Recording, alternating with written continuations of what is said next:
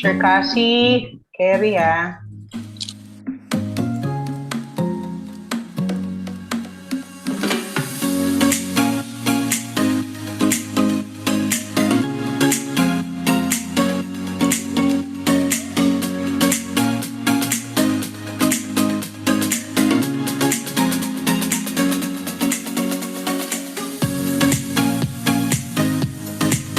Okay, SVCA teachers and staff, we're now live in our official YouTube channel.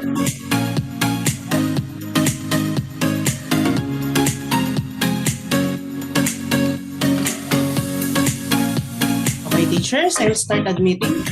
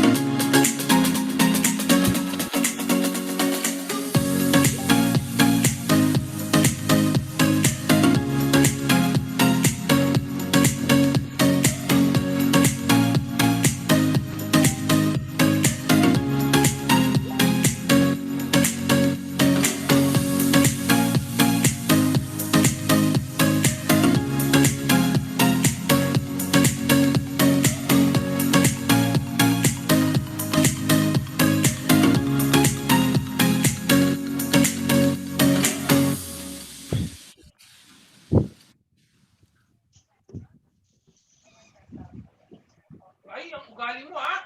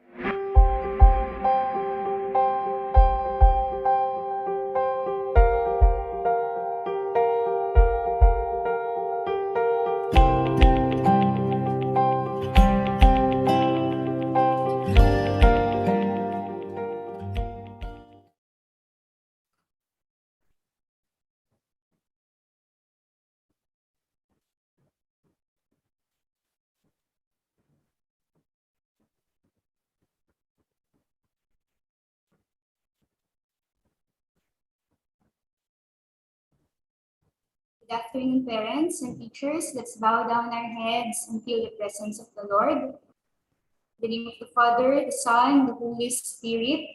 Amen.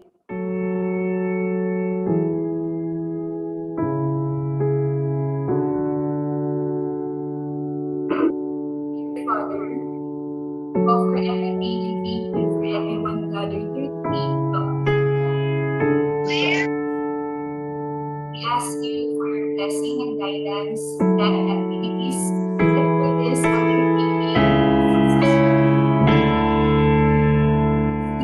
realize even things from this activity as we can open our ears that we may retain and valuable knowledge.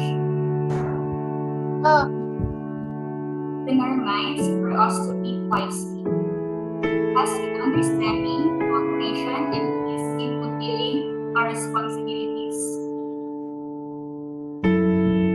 Open our hearts that we may receive that we may know that you are with us all throughout the day. We ask all this in the name of Jesus. Bring death, Pray for us. humble the spirit, now and always. give the Father, the Son, the Holy Spirit. Amen. Mga kababayan, ang pambansang awit ng Pilipinas. Kayang mag-ibig, kaya sa silakanan, alam ng puso, sa titik mo'y buhay. Lupang hinilang, kuya ka ng mag-ibig, sa manlulupin, di ka pasisingil, sa nagatang tutok sa simoy at sa langit ng bangaw, ay hinatang tula, tawid sa pagkayang minamahal. Ang isang ng matawad mo'y tagumpay na nagtitingin, ang bituin at araw niya kailan ang may di magtitingin. Luman ang araw ng walang pagsinta, buhay langit sa piling mo. Ang hinigaya ng pagkay mga amin, ang mamatay ng dahil sa'yo.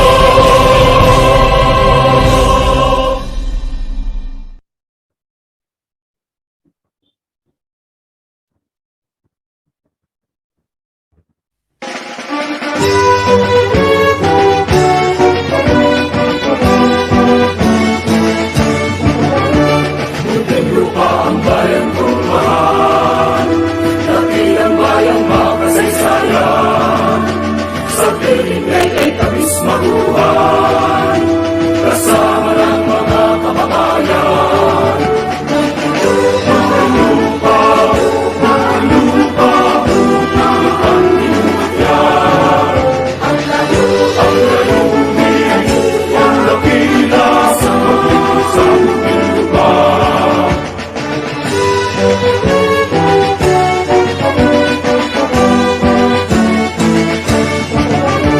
Munting lupa ang bayan kong hirap, dito sumilang ang aming angkan. Munting lupa'y lalagi kong mahal, pagkat ito'y handog ng may kapal. Munting lupa, bayan kong pinagmana, sa puso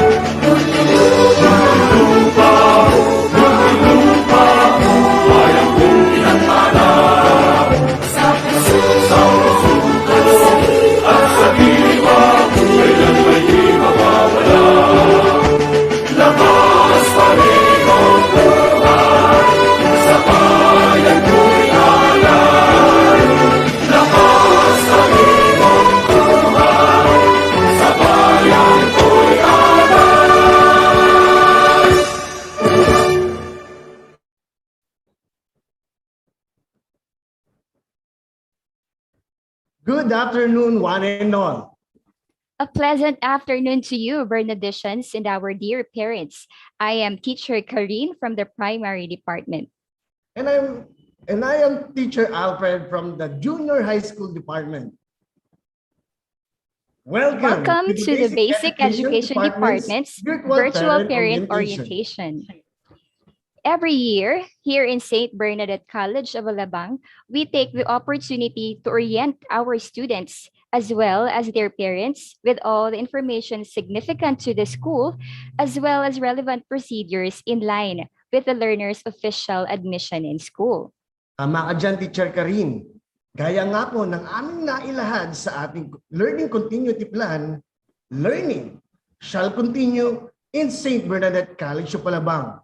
We are one with the Department of Education in being resilient at isulong ang edukalidad sa kabila ng pandemyang ito. Yes, syempre, Teacher Fred, ang lahat ng ito ay bahagi ng ating matibay na pakikiisa at partnership sa ating mga mahal na magulang. Totoo yan, Teacher Karin. At upang personal po naming batiin ang ating mga bagong Bernadicians at mga magulang, amin pong ibinibigay sa inyo ang aming butihing punong guro, Ginang Maria Ramona Gonzalez.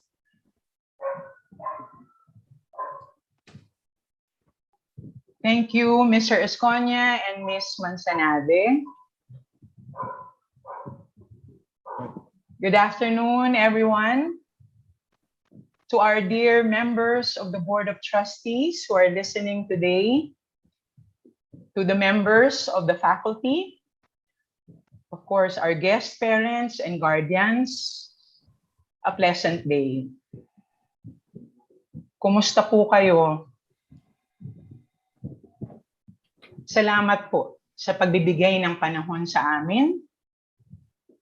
At naway lagi nating tandaan na God is good.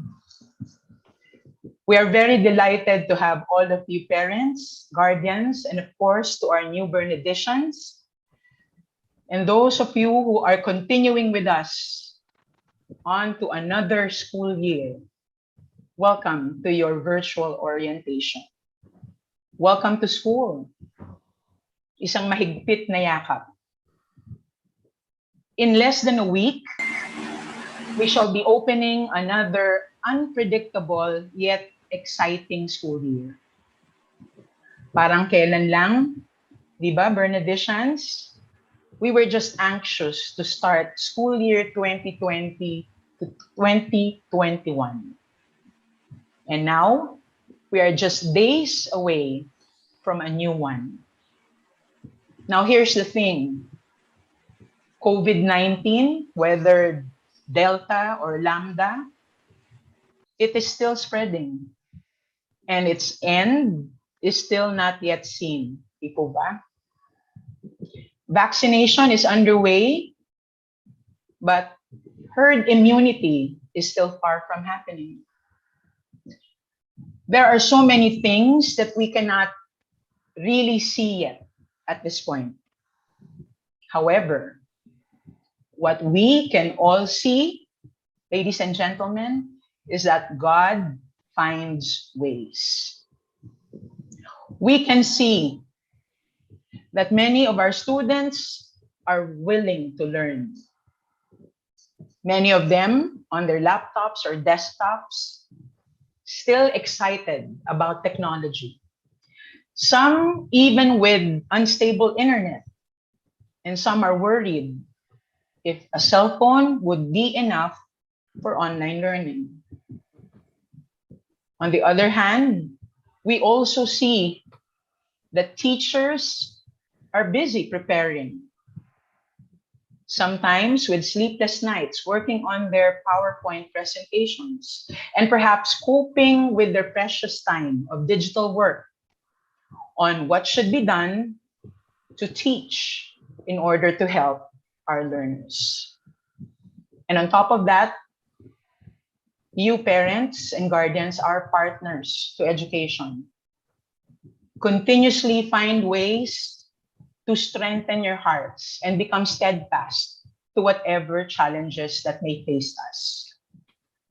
You know, parents, we all have come to realize after one school year, this time is not just about being able to teach our kids, but it's also being about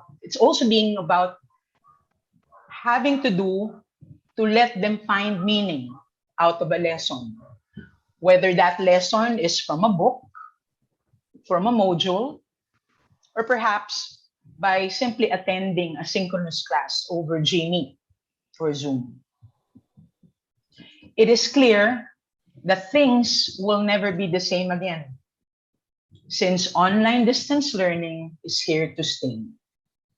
At least for now, we can say online learning in the meantime will help us continue education. Here in St. Bernadette College of Alabang, especially in the basic education department, we are pleased and very proud to have H-learning as our alternative learning modality. After consulting you through our surveys and after numerous webinars and preparations, on the onset of school year 2020-21, we customized hybrid learning, wherein online distance learning is harmonized with integrated programs that allowed our Bernadicians to develop collaborative and social skills without forgetting their core values and core competencies. Also, I'm very proud to share that we have integrated, especially in our class schedules, mentoring and guidance sessions in our classes. This will serve as our psychosocial mental health assurance among our students. We also managed to include short health breaks after each period so that we may let our students have a rest from screen time and then perhaps park them from the use of blue light. No? Also, we have managed to make use of outcomes-based assessment for subject areas alongside our use of pen and paper tests.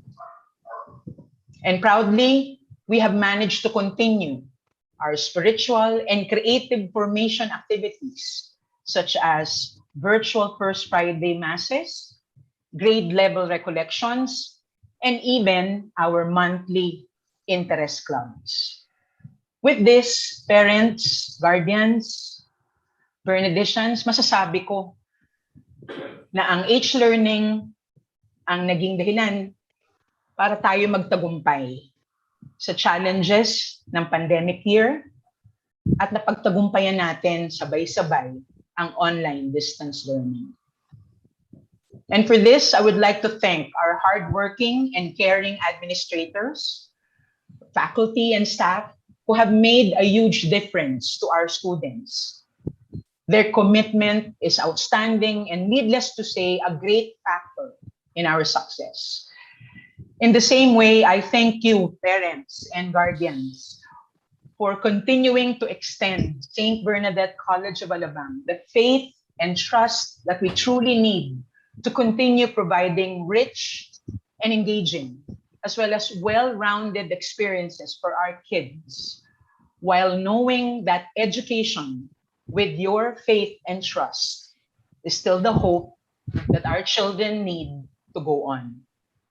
For these and a million other things, we are truly grateful.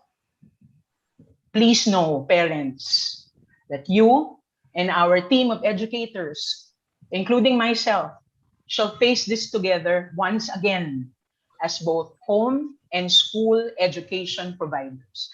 Let's work hand in hand po to leave an impression of trust with one another as one community. Of course, we can say it will not be flawless. It will not be perfect along the way. But what is important is that we keep on trying to doing whatever that is in the best interest of our children. Sa punto pong ito, hayaan ninyong ipakilala ko sa inyo ang mga kasamahan ko at makakatulong na bumubuo ng St. Bernadette College of Alabang.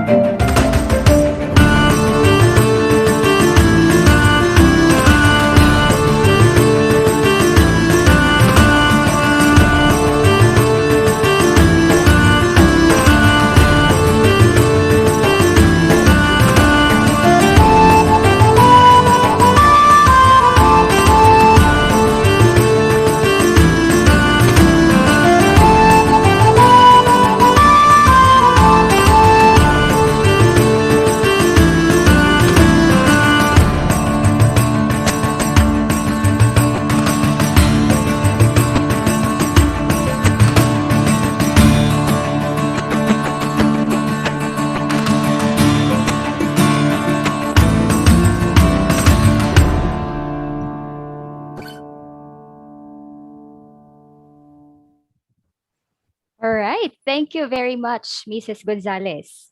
Yes, again, our warm acknowledgement to the Board of Trustees, administrators, faculty, and staff. All right. Yes, and before we move on po, may we remind the parents to rename po sa Zoom if iba pa pong pangalan na nakalagay o nakapangalan pa po ito sa device nyo. Also, we have an attendance. Nasa chat box po ang Google form for that. Thank you. Now, friends, as we usher into a new school year, let us all take time out to look back at what has been a resilient and meaningful year for St. Bernadette College of Alabang. Let us all watch this video.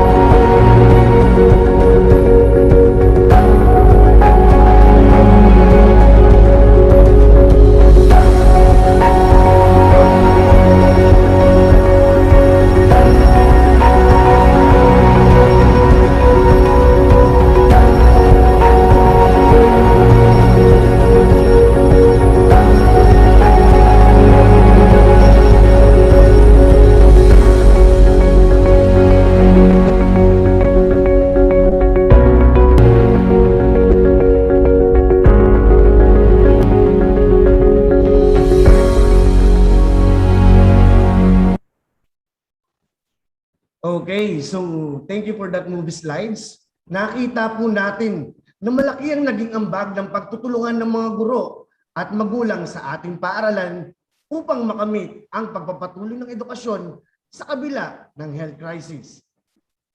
Today, let us once again look forward to more learnings and good memories in another challenging yet exciting school year.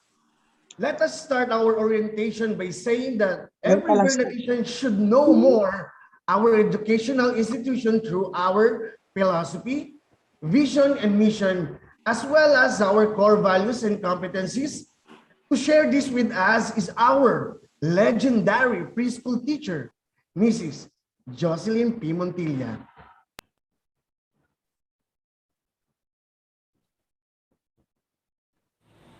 SBCA philosophy.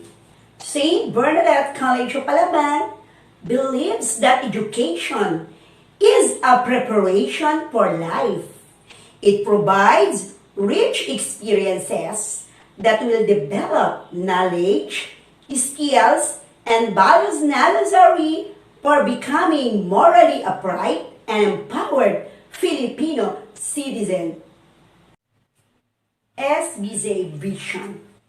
St. Bernadette College of Palaban is an educational institution that transforms a society by forming globally competitive individuals inspired by the motto, humble thy spirit.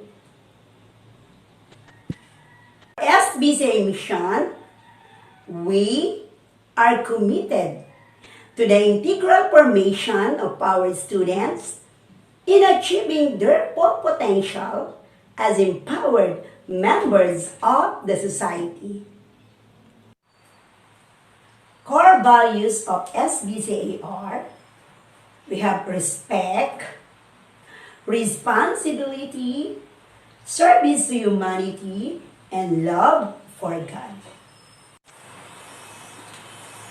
Core competencies of an SBCA student. Number 1, skilled communicator. A Bernadician is able to communicate clearly and effectively in both English and Filipino using a variety of media with commitment to truthfulness and accuracy. Number 2, values-oriented citizen. A Bernadician shows respect for oneself, others, and the environment. He or she demonstrates responsibility for one's actions through the virtues of faith, hope, charity, and love. And number 3, lifelong learner. A Bernadician shows mastery of the curriculum standards by applying critical thinking and problem-solving skills along with readiness in handling real-world situations as a globally competitive individual. And lastly, number 4, servant leader. A Bernadician exhibits visionary and purposeful leadership by using his or her gifts and talent for the betterment of the community, and by becoming a role model in words and deeds. Wow! That was awesome. Iba talaga pag Teacher Josie. Thank you, Ma'am Josie. Yes, you know, Teacher Fred, it's time to talk about our learning modality. Let's talk about H-learning. Yes, Teacher Karin. H-learning is the word used by our school to call the online distance learning modality that we are using. H stands for hybrid, harmonize, and humanize. Parents and Bernadicians Hybrid learning is also a type of blended learning where we combine online instruction with other conventional modes of learning, such as textbooks, modules, and project-based sources. As a teacher who have used this for 1 year, I must say this is something that is flexible and student friendly. Of course, there are things that new Bernadician should be more adjusted with. To tell us more about how to prepare for H learning, let us give you Miss Anchi Abao.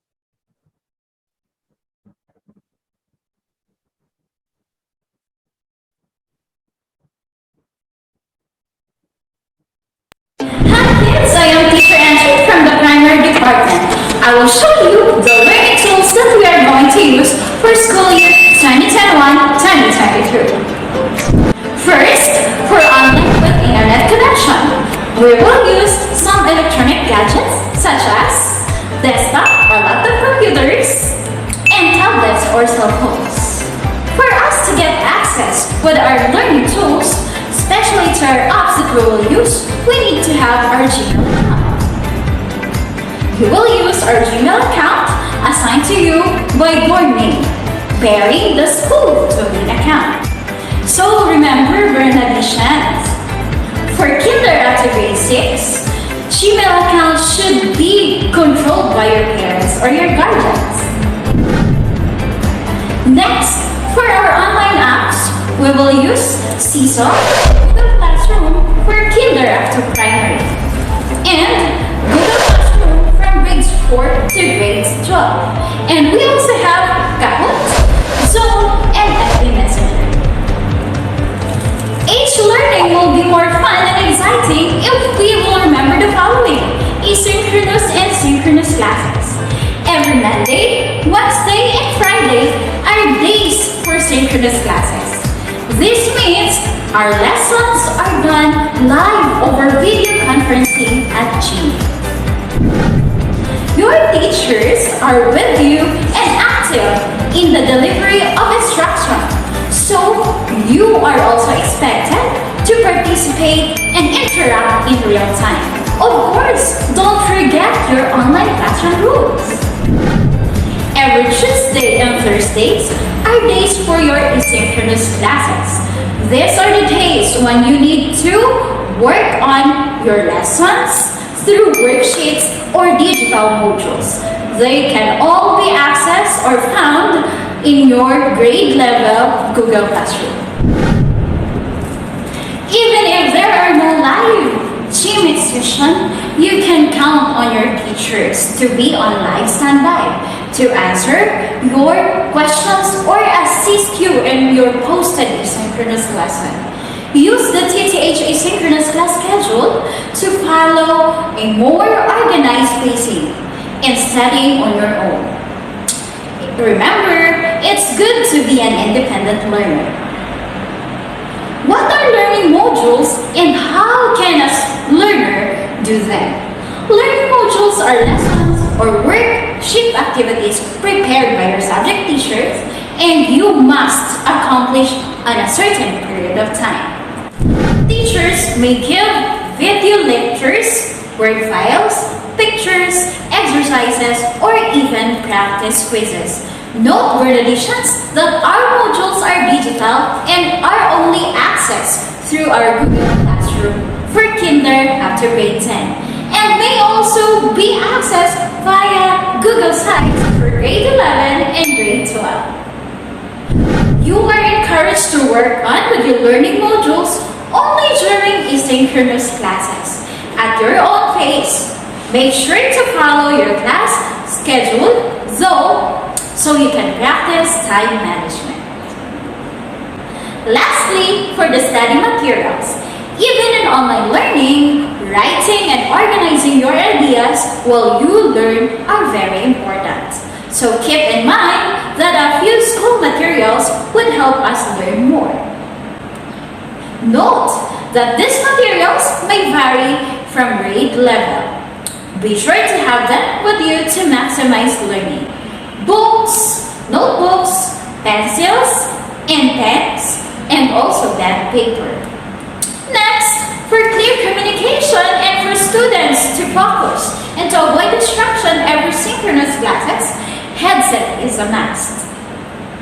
Plus, students are required to wear their top uniforms. That's all for additions. I hope this video will help you to prepare for our H learning. Bye! See you! Thank you, Teacher Angie. Moving forward, they say that about 75 to 85% of school time is devoted to academics. Even with online distance learning, this remains to be true. But with the adjustments made in learning continuity by the Department of Education, even how learners are graded and assessed have been modified to fit the needs of the times. To share with us the grading system, awards, and assessment, let me give you Mr. Benedict Minor.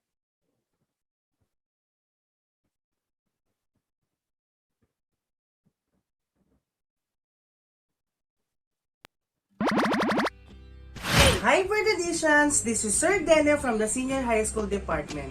And today, I am going to enlighten you about our grading system, awards, and our assessment. Hi everyone! My name is Benedict. I am a student of SBCA. Sir Dene, may I ask, are there any changes the school will make when it comes to our grades? St. Bernadette College of Alabang follows the directives of the Department of Education on how our learners should be graded and assessed, especially in this extraordinary situation. Following DepEd Order Number 31, Series of 2020, also known as the Interim Guidelines for Assessment and Grading in light of the Basic Education Learning Continuity Plan. Here, we shall use the adjusted K-12 grading system as shown in this chart. Above the table of the following grading system for grades 1 to 10, and then below the following grading system for senior high school. However, in this alternative learning modality, learners cannot be always rated to the weights of grades.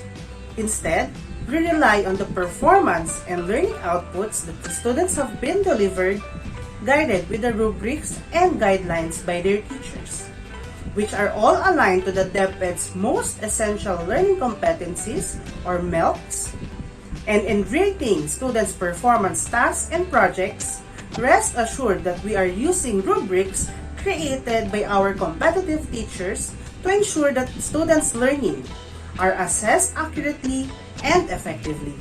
St. Bernadette College of Alabang bases its awards policy in the context of its philosophy, vision, and mission as a private educational institution consistent with the aforementioned DepEd guidelines. For our year-end awards, we have the St. Bernadette Award, which is the highest award the school gives to a graduating or a completing student in elementary, junior, or senior high school, who exhibits the ideals of the SBCA core competencies blended with academic excellence while promoting the core values of the school.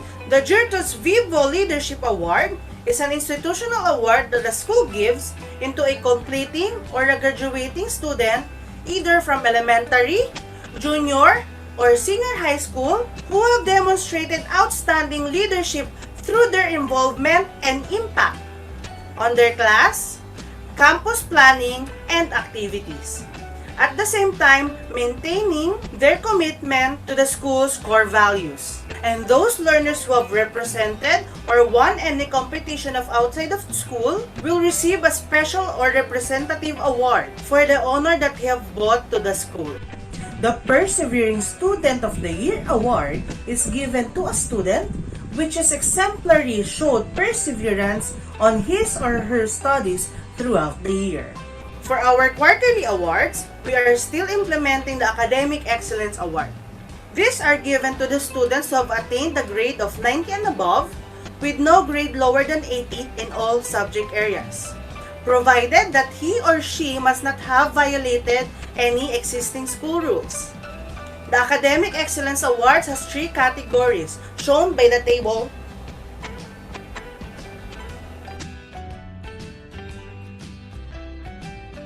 Under assessments, St. Bernadette College of Alabang believes that assessments determine the learning activities best suited for preparing student success in attaining learning outcomes. It is performance or outcomes based or objective pen and paper assessments. They will still be significant to support gauge on how much students are able to learn from a subject. And every quarter, students take one preliminary assessment and one summative assessment. Each cover the topics generally, but not limited to those taken within the exclusive weeks of the quarter. These scores are recorded under the written works component in the grading system given to you earlier. Note that the prelim and summative assessment are done live synchronously via GMeet, supervision and guidance of the class advisor. For kinder up to junior high, only 5 major subjects, namely math, science, English, Filipino, and AP are given synchronously, while the only selected course subjects under the senior high school department will be given. Note that the number of items, time, and even the method of assessment are used to vary for the age groups and level of the learners. Non-major subjects, on the other hand, that use more performance-based type of assessment, which we call OBAs, or outcomes-based assessments. Teachers collaborate and decide one outcomes-based assessment that they will use to integrate with the target competencies, objectives, and procedures for the students to follow and execute, and that will be graded to correspond in their prelim or summative assessment. An OBA form indicating the output to be graded, the target competencies, and the rubric with time and date of submission shall be issued and informed by the subject teacher or teachers concerned to the learner at least a week before of the dates of the actual assessment. And there you have it. We have discussed on how we will implement the grading system, academic and special awards, assessments, and OBAs for this age learning. Till next time, bye-bye! Thank you for that valuable information, Teacher Dene. Sigurado ako marami sa attendees natin today ang nag-take note na rin ng ilan sa mga nabanggit mong impormasyon. Pero I'm sure also na isa sa mga concerns ng mga magulang lagi. Is it all work and no play in St. Bernadette College of Alabang? What do you think, Teacher Fred? Definitely not all study, Ms. Karin. We have various support programs for our students here in school. To go further with this, let us listen to one of our more enduring senior teachers in school, Mrs. Nenita Baloyo, to present the student formation support programs in the basic education department.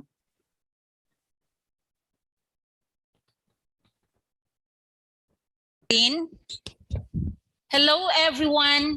Good afternoon parents and guardians. I am Mrs. Nenita A. Baloyo from the Intermediate Department. Let me share with you the different student formation programs in view of SBCA's learning continuity. We have CAP or Class Advisory Program. All students are expected to know, remember, and attend the regular daily synchronous CAP or Class Advisory Program period. Students need to attend daily CAP in the morning and CAP before dismissal from Mondays to Fridays. Except for Mondays, they should be online at 7:40 a.m. for the department flag ceremony. Assignment log. An assignment log is a piece of work task that assigned to a student in the field of study, while homework is a piece of work or a task that a student is assigned by his or her teacher to be completed outside the classroom setting or at home. This will serve as a log notebook or of assignments classified either as online or offline. The class advisors see to it that these log notebooks are checked every Monday of the week during cup times. So here is the example of our assignment log. So it is divided into 3 columns. The one is online and the other one is offline, and then what I learned. So in the online class or in the online column, so the students will write the assignment that is intended for online class. And then for offline class, the assignment also intended for the offline will be recorded in the offline column. And then at the same time, in the what I learned column, they are going to write what are the things that they learned in the specific subject. Consultation times. The consultation time can cover questions in relation to the following. PTs means performance task. HW, homeworks, modules, and learning outputs. During these times, students may drop in via chat, email, or Gmeet for up to 5 minutes to receive assistance with submission, additional direction, clarification, and signing of documentation, basic queries related to the subject and task.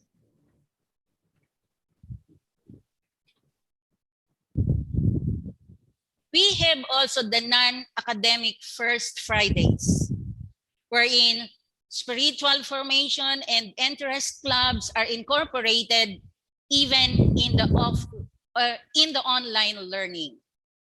We have First Friday Masses of the month, or First Friday Mass every month. And then we have also the grade level recollection, and we have also the different interest club.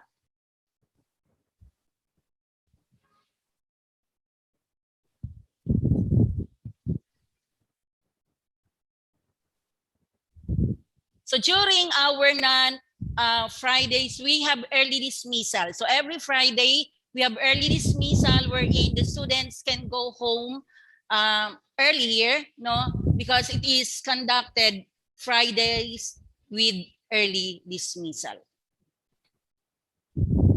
Okay, thank you parents and guardians, and also Teacher Karine and Teacher Fred. Right, there you have it, ladies and gentlemen. That was the Student Formation Support Programs in the Basic Education Department. Thank you, Mrs. Baloyo. Yes, Teacher Karine. Yes, sir. Ano naiisip mo pag nababanggit ang word na online?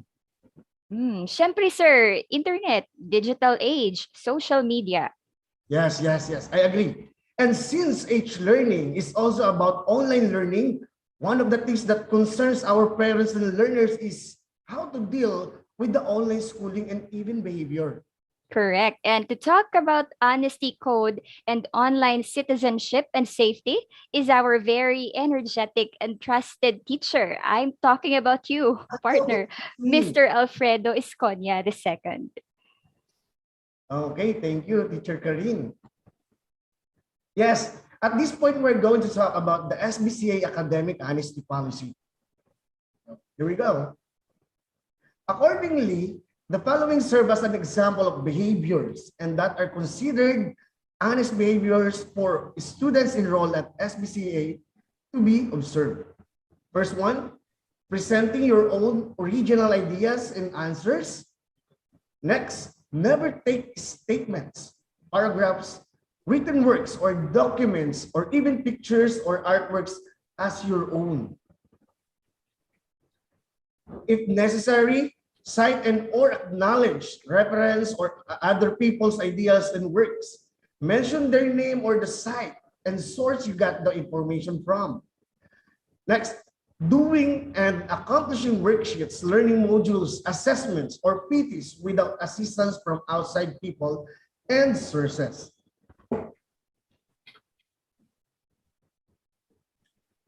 Take note, this school year, our honesty policy shall be included in our digital student handbook. We recommend that you go over this in detail with your parents so that you will be guided on measures that the school shall observe and implement with regards to internet do's and don'ts, anti-plagiarism, data privacy, and online security measures. Thank you.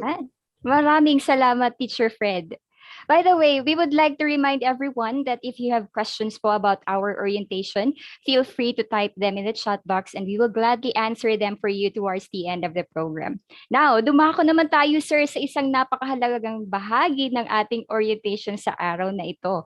Ito ay bilang suporta na rin natin sa mga magulang na nakagabay hindi lang sa kanilang mga anak kundi pati na rin sa paaralan. Yes, tama ka, Teacher Karin. And because of the independence and self-motivation required to be successful in an online program, parent involvement is generally a key indicator of a successful virtual school experience.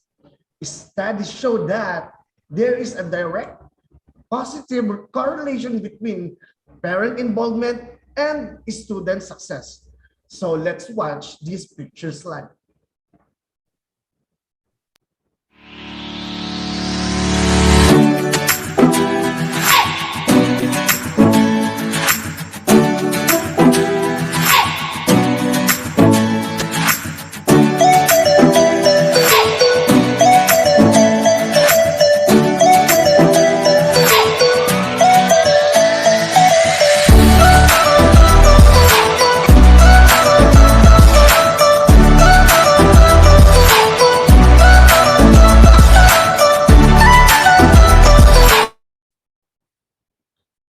Ayun po, at muli po, nais po namin ipabatid sa inyo parents na nandito pa rin po kami, ang mga guro, na mag-handle ng academic teaching duties at kayo pong mga magulang ang magsisilbi naming learning supervisors na mag-a-assist sa kanila.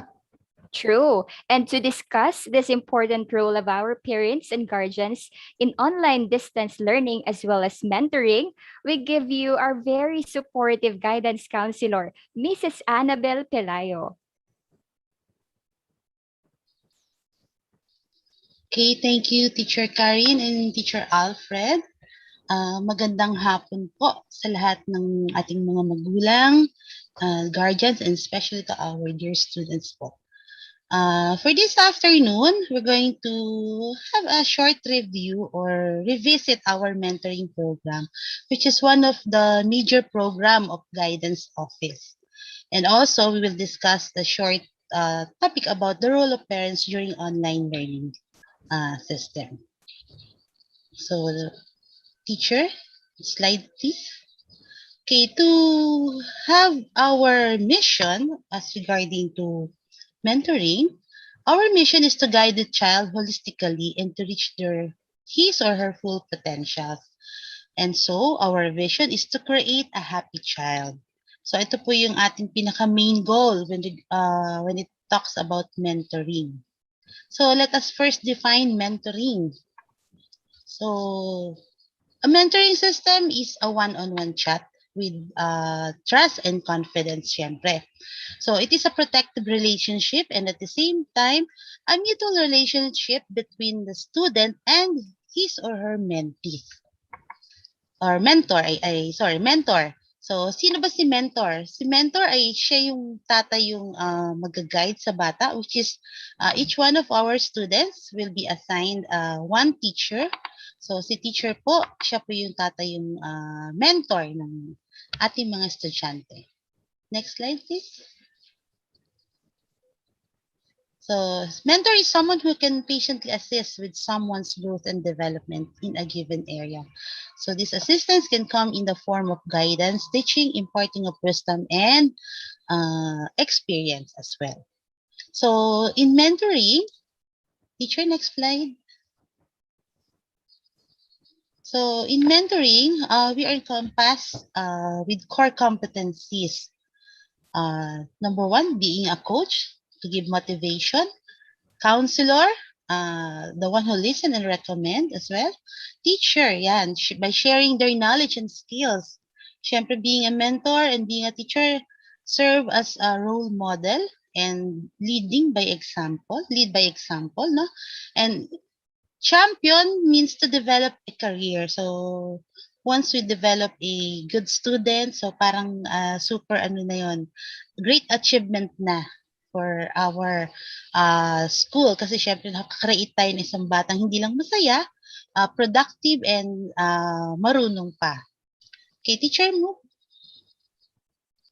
So there are 10 reasons why mentoring works. So nandito yung mentoring helps kid improve their self-esteem as well.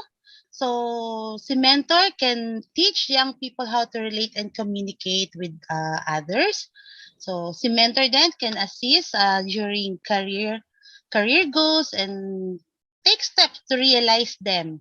Also, mentor can help the student to adhere the stress that importance of education which can lead to decrease in absences. So, sa mentoring po, isa rin po siya sa way or let's say assistance or magiging guide din natin mga parents, no? Kung halimbawa mo observe na si bata is always absent or nagkakaroon ng irregular attendance or absences, yes, si mentor po, isa siya sa pwedeng makipag-cooperate or makipag-coordinate sa parent and the advisor para malaman natin kung ano bang problema, kung bakit ba laging absent, so something like that. Also, young people with mentors are less likely to be involved in risky behavior. So, syempre, pag ang bata po is nag-undergo ng mentoring or meron tayong mentor, syempre, number one po na binabantayan or inaalalayan ng mentor is yung behavior ng ating mga estudyante. So, syempre, through mentor, she can give reminders pag medyo nag-iba ang kanyang behavior during online classes, pag medyo makulit or let's say pag hindi nakikinig or laging nawawala sa online. So, pwede po si mentor ang isa sa maging way para ma-call yung attention ni bata at ni parents. Also, mentor engage teens in safe activities during free time.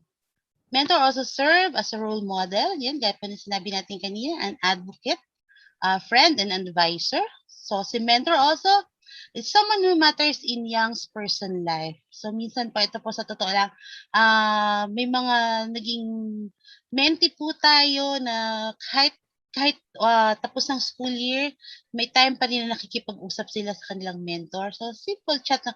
Para lang mais lang po ang kanilang boredom, lalo na ngayon na naka-online tayo. No? Walang reason para lumabas ang mga bata. So, medyo need nila ng kausap. Also, mentor lets a young person know they someone who matters. So, syempre, need po natin iparamdam sa mga estudyante na hindi lang sila bilang estudyante, pwede rin natin sila i-consider as mga parang anak na rin natin. At the same time, can be considered as a friend. So, pwede tayong maging kaagapay ng ating mga estudyante. Next slide, please. So, mentoring is done at least twice a month. So, syempre po, with confidentiality, compassion, commitment, competence, and syempre po by showing love for your mentees or your students. No? So, ito po every dalawang beses sa isang quarter. Then, may time din po na si teacher or si mentor is makikipag-communicate din po sa mga parents. Part din po ng mentoring yun. Next slide, please. So there are common problems encountered during mentoring. So ito po minsan yung time management, availability of the parents, misunderstanding, conflict with mentors. Maybe yung conflict na sinasabi is yung mga schedule hindi nag-meet up. So lalo na ngayong online, medyo talagang napaka-limited ng time ng mga bata and even the teachers, no? So, syempre po, sometimes in confidentiality, yun po ang some common problems. Student-teacher ratio, then unpleasant memory school if ang bata is meron mga nagiging experience na hindi maganda, or let's say meron siyang mga medyo gumugulo sa kanilang isipan or sa kanilang memories. Yan po yung mga common problems. Pero as far as our school is concerned, naman po, hindi pa naman po tayo dumating sa talagang totaling ganyan kalalim na mga problems. So, next slide, please. Next slide, teacher. We have here the guidelines in mentoring. So, this mentoring or chat with mentees should be done twice per quarter for at least 15 minutes, maximum 15 minutes. So, once a quarter, mentor will chat with the parents. Also, an official form. So, for all you know po, may mga forms po na ginagamit ang mga mentors natin. Hindi lang po personal ang kanilang. Meron po tayong sinusunod na mga questions and guidelines para po mas maintindihan ng ating mga mentees or ng ating mga students. Teacher, next slide please. Okay, during mentoring or chat session, mentees and parents, topic shall be aligned with mentoring, and syempre po naka-enclose po yan sa mission and vision po natin. And all conversation or yung mga napapag-usapan, strictly confidential po yon.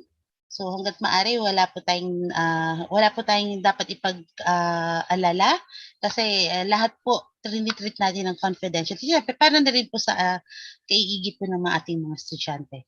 So mentoring or chat should be done one-on-one. Okay, teacher, next slide. So next, let's move on with the role of parents during online learning po. So since this is our second year, so gaya nga po na sinabi kanina, nila Ma'am Gonzales, nila Teacher Alfred, parent involvement is very important kasi po kayo po yung partner namin. Ano po? So parent involvement is important to the education success of our children or our learners by being aware and involved in school works, understand the relationship between parenting skills and student success in schooling, a commitment to consistent communication with educators about student progress. Yan po ang pinaka-importante sa lahat. Yung communication po natin between parents and teachers. So pagka po may mga concerns po tayo, kung hindi po natin ma-reach out si mentor, immediately, i-reach out po natin yung ating class advisor. Then si class advisor po, siya po ang magpaparating sa mga teachers kung meron man tayong mga concern or para at least mapag-usapan po natin yung problems or conflict na pwedeng mag-arise during ating sa klase or during matakbang ating school year. Next, teacher. Emphasize your child that online learning is just as important as traditional face-to-face learning. So ito po importante rin po to, no? Kahit po sabihin natin online ang ating sistema for second year, so wala naman pong difference. Ang difference, ang pinaka nag-iba lang talaga is yung environment. Pagkakaiba lang is nasa bahay ang bata. Pero same pa rin po pagdating sa mga learning and lessons. Traditionally, binibigay pa rin po ng SPCA yung dapat na para sa mga bata, especially yung kanilang lessons and mga activities.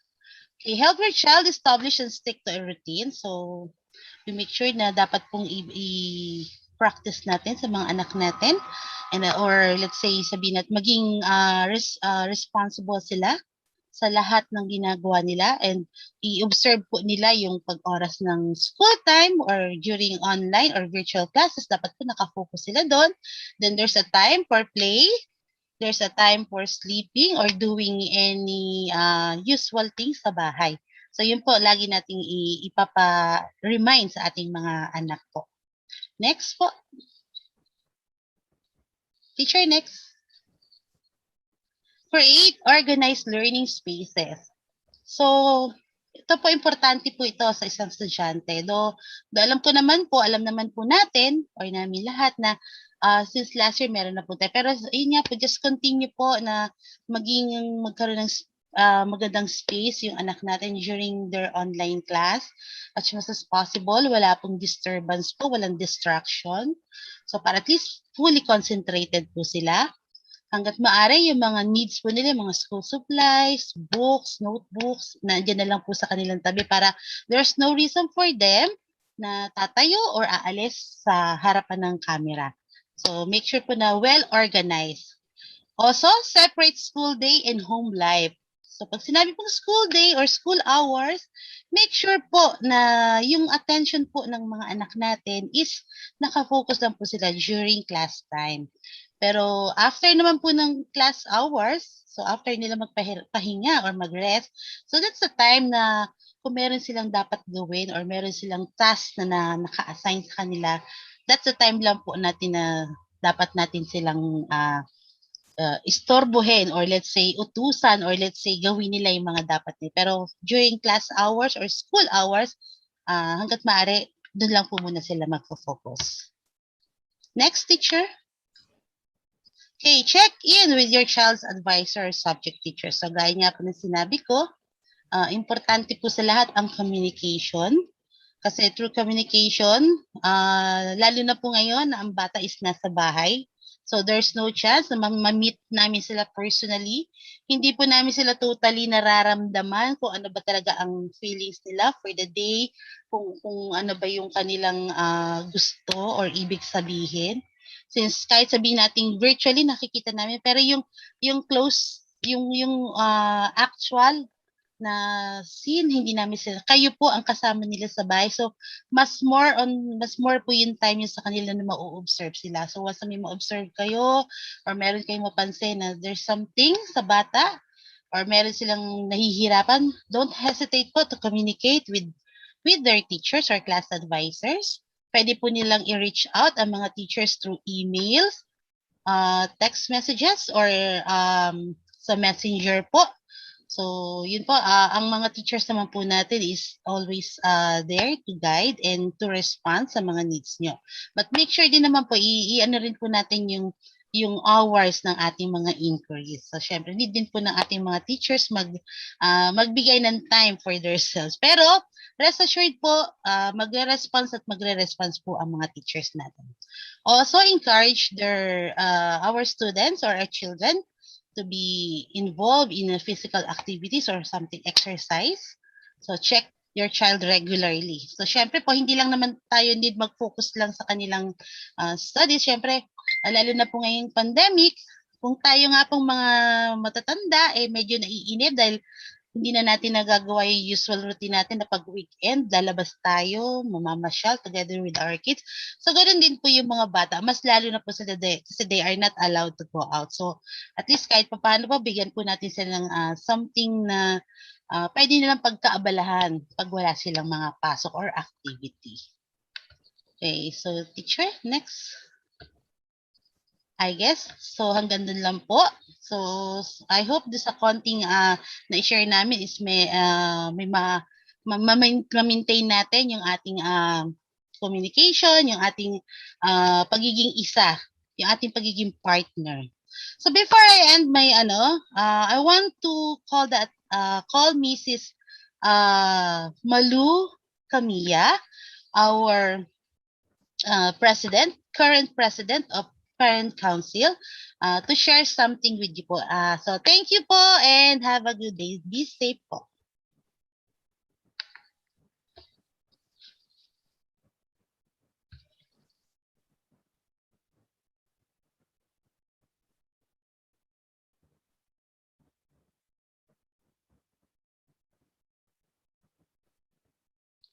Ma'am Malu, andyan na po ba kayo? Nakita ko na po siya kanina. Mrs. Camilla? She's there. Ayan po, nag-raise po siya ng hand. So I think meron nga rin po tayo na experience right now, hindi po ata ma-unmute yan. Would like to ask the help of our technology group. Can you help us out po? Hello po, please double check na po. Okay na po. There. Once again, ladies and gentlemen, mga magulang, ang ating pong isa sa pinakamalaking supporter and mover sa pagdating sa partnership natin, no, with the home and that of the school. Walang pong iba kundi ang ating incumbent president ng Parent Council. Walang iba po kundi si Maria Lourdes Cordero Camilla. Palakpakan po. Maraming pong salamat. Good afternoon po sa inyong lahat. So as the host, si Ma'am Beng, sinabi nga po, I'm the current president. Current kasi obviously hindi naman tayo nagkaroon ng election last year. And I talked to the incumbent officers then from 2019-2020 if it's okay with them to retain their positions, and they all agreed naman. With the exception, of course, of Mrs. Rodrigo, who was the vice president of the PCO since her daughter has already transferred to another school kasi graduate na nga last year. So at this point, I would like to inform everyone, I have appointed Mr. Dennis Fetesio to be my vice president for this school year. Kasi wala tayong nagawa last year. So in order for us to move forward, kahit new normal tayo, we still have to come up with some projects. Anyway, we have remaining funds pa naman. And as per Ma'am Richie's recommendation, she would like some of the other parents to be active also with the parent council. It's my last year already, as you very well know. Kasi yung daughter ko, si Michiko, will be graduating this year. So dapat talaga may bagong set of officers na kung pwedeng i-train. Kasi sayang naman yung mga sinimulan natin kung hindi matutuloy-tuloy yung mga goals natin. FYI po, this is my 6th year as Parent Council President. So I would like to make sure na kung sino man po yung papalit sa akin for next year, magiging kasing active ko rin, tsaka kasing fearless ko. Kasi it's not a very simple task na maging PCO. Sana po maging cooperative tayo ngayon. Before po, during face-to-face, mahirap po kayong tawagin sa meeting. Siguro naman ngayon sa online, pwede na. Let's be more cooperative po. Pandemic po, let's make life less difficult for each other para po sa mga anak natin at para sa school. And I would like to inform everyone na ang PCO po is a positive link of the students and admin to the school. Kung ano man pong maitutulong namin, hindi lang po kami basta mga names na nababasa nyo. Actually, may mga projects po. Kasi mga old parents naman to eh. Before po tayo mag-announce ng pandemic, before nag-announce si President Duterte ng pandemic, we were still able to give 250-inch LED TV to the school through our projects. I don't take any credit for that. Hard work po lahat ng mga parents yon na nag-cooperate. So whether it's face-to-face or now it's online, I would expect or sana I would request all of your cooperation po, not for ourselves, but for the school and for our kids. Maraming salamat po. Oh yes. So thank you very much, Mrs. Camilla. Salamat sa makabagbag daming mensahe at sa pananatili sa aming tabi upang maitaguyod ang edukasyon sa St. Bernadette College of Alabang. And again, thank you Ma'am Beng and Mrs. Gonzales sa pagpapatuloy po ng ating programa. Noon pa man, bago pa magpandemya, yes, tama si Mrs. Camilla, kinikilala na rin po ng St. Bernadette College of Alabang na malaking bahagi ng edukasyon ang ating mga magulang. Now, more than ever, this partnership will be strengthened since learning is done at home. You are definitely right, Teacher Fred. We hope that this virtual orientation for students with their parents will serve as your guide to a successful school year, Bernadicians. Yes, but before we go on at this point, ladies and gentlemen, we would like to give way to some of the questions typed in our chat box by our attendees. So, yes, sir. Perhaps we can pick two questions. To answer those questions. Okay, so you may utilize our chat box now, and we'll find some time to read some of it.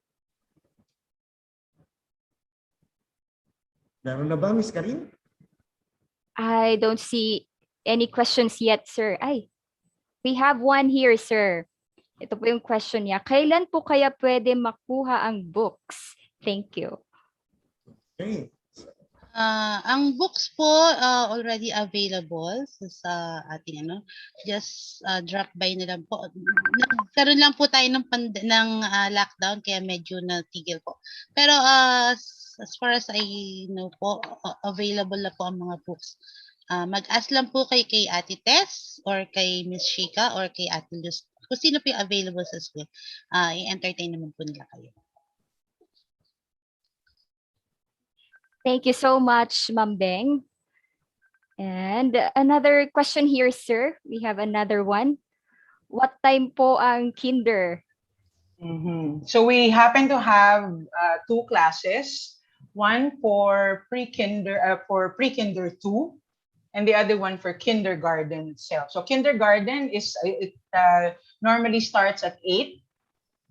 It's a morning session. And the other one is for pre-kinder 2, we happen to have that PM session. We have an afternoon class for them. Okay? Am I correct, Teacher Josie? Kaway, Teacher Josie? Teacher Josie, I'm sure Teacher Josie would... Good afternoon. Yes, po.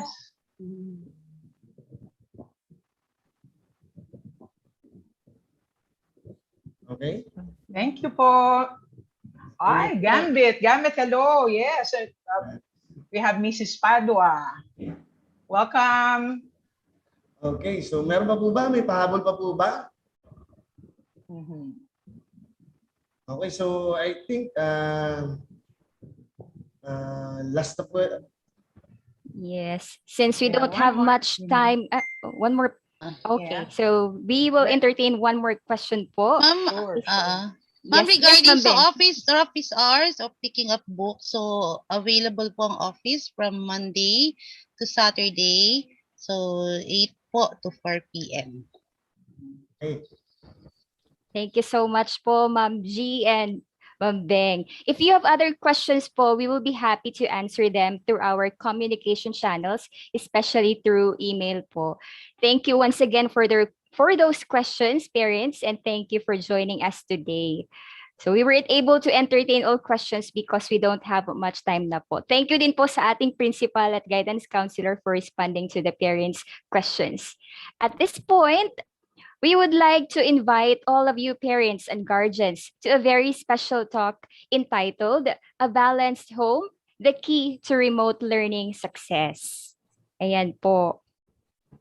This is free and open to all parents on September 2. That's tomorrow at 1:30 in the afternoon. Our special guest speaker is Mrs. Eleanor L. Joko, Associate Director for Personal Formation of Parif Woodrose School. Teacher Karen and Teacher Napakagandang Fredo, topic I would yan, just like Teacher to Karin. really, Yes, if ma'am. with your permission now, I would just like to again encourage all our parent attendees, our guardians, to join us tomorrow on this very timely and very wonderful topic, a talk by, imagine parents, a mother of 7, and she happens to be a professional. She is into education, and that she happens to own a dance company. She's the director of performing arts, a dance school. Okay, and she would be delivering, of course, some insights on how to balance these things, especially that we are into online distance learning, something that could help us out.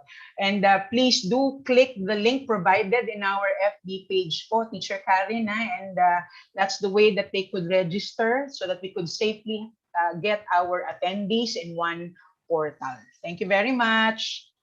Yes, thank you, Mrs. Gonzalez. Again po, napakagandang topic po niyan, parents. Huwag po sana natin yan palampasin mo. Okay po? Yes, I totally agree, sir. At dito na po nagtatapos ang ating orientation. Okay, kaya magkita-kita tayo sa September 6 Bernadicians. Ihanda na ang sarili sa pagbabalik eskwela. Inaanyayahan naman ng lahat na sabayan ng pag-awit ng St. Bernadette College of Alabanghim.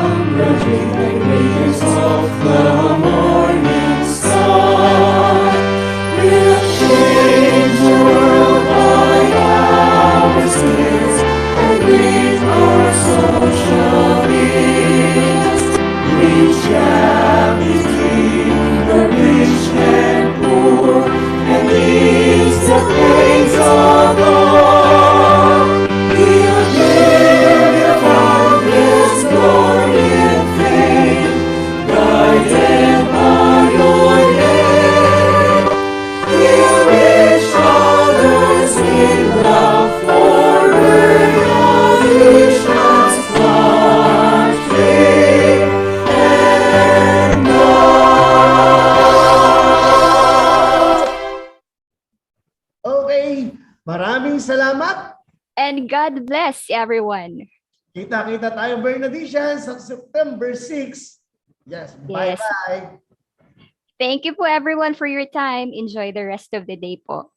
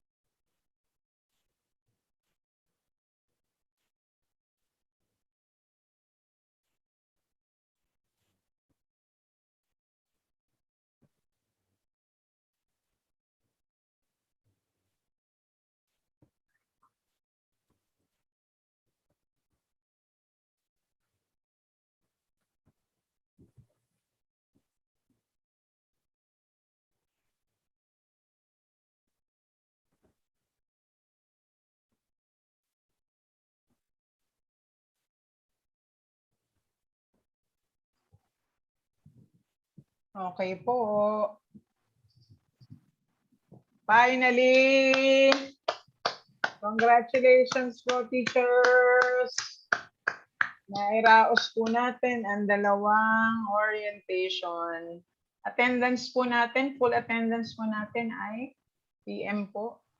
It's 80 po, 80. Wow, 80. Dami. Okay, blockbuster kayo, no? Yeah. Blockbuster. Pero kasama naman tayo doon. Pero Kasama nonetheless, oo, correct. Nonetheless, ayan, nakaraos tayo at pagpasalamat natin ang bawat isa. Thank you so much for your support, your commitment, and your contribution. Salamat po ng marami. Congratulations po, Sir Luis. Thank you so much. Thank you to our two MCs. Okay, Teacher Karen, Teacher Fredo, at sa ating nanginginig-nginig pa